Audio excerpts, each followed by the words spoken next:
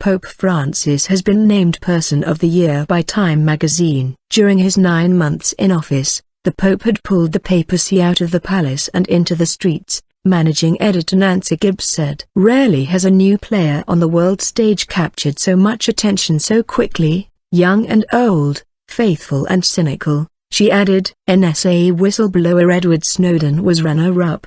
Jorge Mario Bergoglio, the then Cardinal Archbishop of Buenos Aires, was made Pope last March. He named himself Francis after a 12th-century Italian saint who turned his back on an aristocratic lifestyle to work with the poor. Since then, he has eschewed some of the more regal trappings of high office, made headlines by washing the feet of prisoners, and is planning some major reforms to the church. If the choice of Person of Year helps spread the message of the gospel, a message of God's love for everyone, he will certainly be happy about that. Papal spokesman. In his 9 months in office, he has placed himself at the very center of the central conversations of our time, about wealth and poverty, fairness and justice, transparency, modernity, globalization, the role of women, the nature of marriage, the temptations of power. Ms. Gibbs wrote. Vatican spokesman Federico Lombardi said it was a positive sign that one of the international media's most prestigious recognitions had been given to a person who proclaims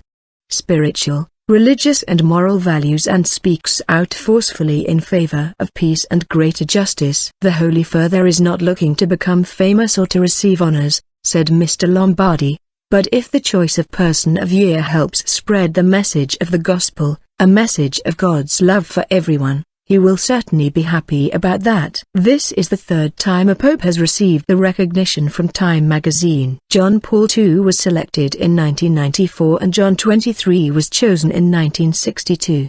Besides Mr. Snowden, this year's other finalists were U.S. gay rights activist Edith Windsor, U.S. Senator Ted Cruz of Texas and Syrian President Bashar al-Assad.